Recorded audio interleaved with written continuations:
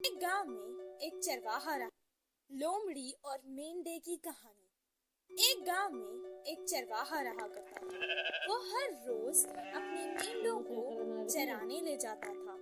सारा दिन जंगल में चराकर शाम को घर वापस आ जाया करता था। एक दिन एक मेंढा उसके झुंड से अलग हो गया और वो परेशान अपने साथियों को ढूंढता रहा। ढूंढते ढूंढते वो तालाब के किनारे पहुंच गया। वो थक गया और तालाब से पानी पीने लगा।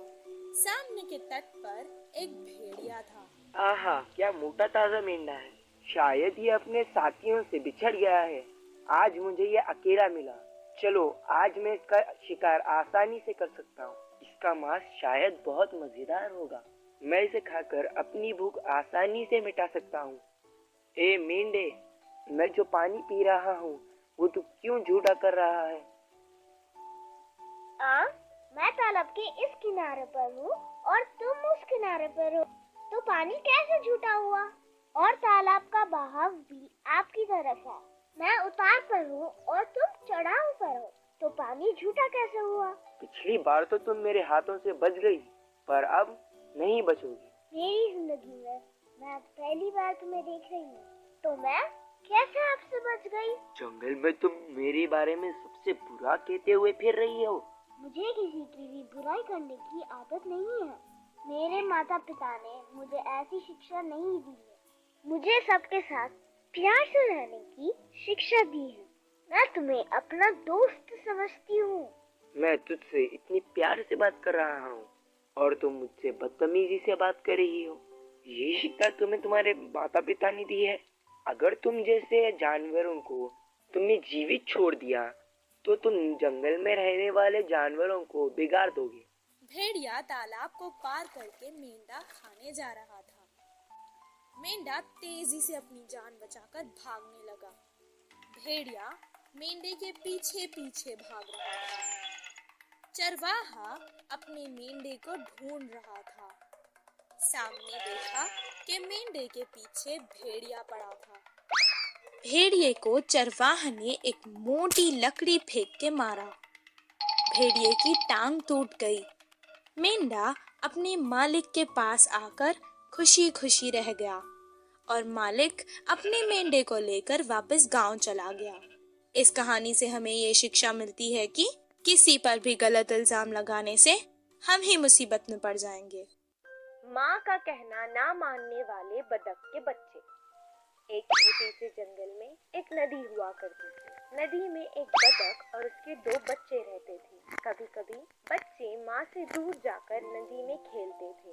हमेशा उनकी माँ उन्हें समझाया करती थी, बच्चों, तुम लोग मुझसे दूर मत जाया करो। पानी बहुत तेज है।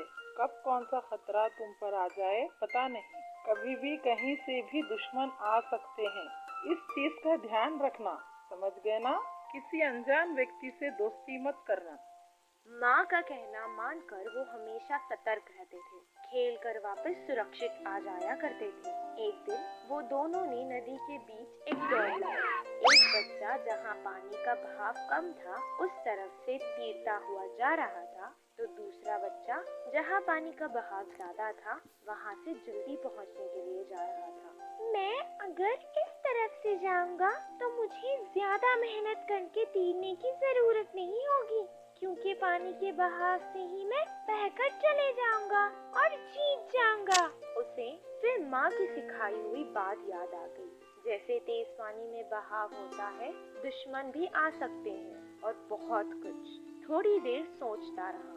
उसने निश्चित किया कि वो वापस आ जाएगा, पर बहुत तेज बहाव होने के कारण वो पानी में बहता हुआ चले गया। अब उसके दिमाग में आता है, अब मैं बड़ा हो गया हूँ, मुझे इस पानी से डरने की जरूरत नहीं, मैं अपने आप को संभाल सकता हूँ। उसने बहुत कोशिश की पर बाहर नहीं आ सका और बहता हुआ आगे चला गया। वो बहुत डर गया था और सोचने लगा कि माँ की बात ना मानने के कारण आज वो इस मुसीबत में फंस गया है। दूसरा बतख का बच्चा उसे देख रहा था। वो उसे बचा नहीं सका क्योंकि पानी का बहाव बहुत तेज था। इतने में नदी में आगे से एक नाव में बैठा आदमी आ रहा था। उसने बतख के बच्चे को देखा। उन्हें बचाया और किनारे पर छोड़कर चला गया। वो दोनों अपने माँ के पास गए और उसे सब कुछ सुनाया। बच्चों पर बीती कठिनाई माँ चिंतित हो गई। उसने इस घटना से सीखा कि हमेशा माँ की बात को मानना चाहिए और तब से वो माँ की हर बात मानने लगा। इसीलिए कहते हैं कि बड़ों का कहना हमेशा मानना चाहिए। 3 गायों की एकता। एक गांव में 3 गाय साथ मिलजुल कर रहते थे। हमेशा साथ जाते और आते थे। उनके गांव के पास एक जंगल था। वो वहां साथ चारा चरने जाते थे। एक दिन वो हमेशा की तरह साथ चारा चरने जंगल को गए। तीनों बातें करते करते चारा चरने लगे। अचानक वहां एक सिंह आ पहुंचा। दूर से उसने गायों को चारा चरते हुए देख लिया। तीनों गायों को एक साथ देखकर आज मैं पेट भर के खा सकता हूँ। ये गाय बहुत मोटी ताजी है। इन तीनों को मार के मैं अपनी भूख मिटा सकता हूँ। चारा चर रहे गायों की नजर उस दूर खड़े भूखे सिंह पर गई। वो घबरा गए। बाप रे, वो सिंह तो हमारी तरफ ही देख रहा है, वो हमें खा लेगा। दोस्तों, डरो मत। हम तीनों ने अगर एकता दिखाई तो कोई भी जानवर हम पर हमला नहीं करेगा। वैसे ही ये सिंह हमारे और आएगा ना, तो हम अपने नोकीले सींगों से उसे डराकर भगा देंगे। हाँ हाँ, तुम्हारा उपाय बिल्कुल ठीक है, हम ऐसे ही करेंगे। सिंह जैसे ही उनके ऊपर हमला करने के लिए आ रहा था, उन तीनों ने उस पे ही हमला कर दिया। अपने सींगों से उसे डरा दिया। उसे कोई भी मौका दिए बिना ही उन लोगों ने उस पर हमला कर दिया। सिंह अपनी जान बचाकर वहां से भाग गया। उन लोगों की एकता ने ही आज उनकी जान बचाई, मगर सिंह अपनी दुखी बर्दाश्त नहीं कर पाया। उसने बदला लेना चाहा। उनकी एकता वो अपने बल से तो तोड़ नहीं पाया, इसीलिए अपनी अकल से तोड़ना चाहता था। अगले दिन वो अपने दोस्त भेड़िए से मिलने गया। उसे सारी घटना सुनाई। उनकी एकता को तोड़ने के लिए उस भेड़िए की मदद मांगी। भेड़िए ने अपने दोस्त की मदद करने के लिए हाँ कह दी। तुरंत भेड़िया वहां से निकल पड़ा। रास्ते में उसने उन तीनों गायों में से एक गाय को अकेला देखकर उससे बात करने लगा। जब कल तुम तीनों गाय उस सिंह से लड़ रहे थे, मैं वहीं पेड़ के पीछे से देख रहा था। मैंने देखा है तुमने उसे सबसे ज्यादा मारा। फिर तो तुम तीनों में से तुम्हें मुखिया होना चाहिए था, तुम्हारी सेवा करनी चाहिए।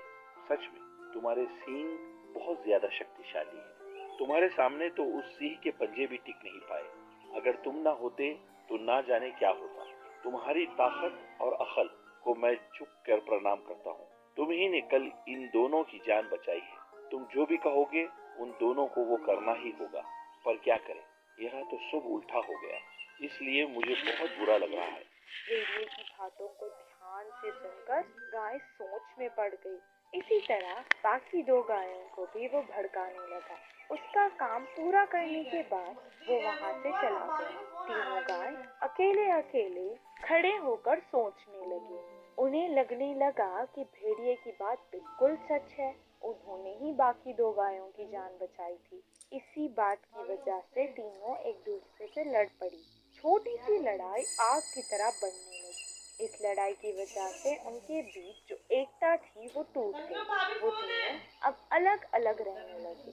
अब अकेले ही चारा खाते थे। अलग अलग जगह पर जाके अपना चारा खा रहे थे। इन तीनों को देखकर ये अनुमान लगाना बहुत आसान था कि उनकी एकता अब नहीं रही। सिंह ने इसका पूरा फायदा उठाया। उसका उपाय सफल रहा। अब वो आराम से शिकार कर सकता था। सिंह ने भेड़िए को शाबाशी दी। जैसा उसने सोचा वैसा ही हुआ। तीनों पर अलग अलग हमला करके उन्हें मारकर, इसीलिए कहते हैं कि एकता में ही बल है।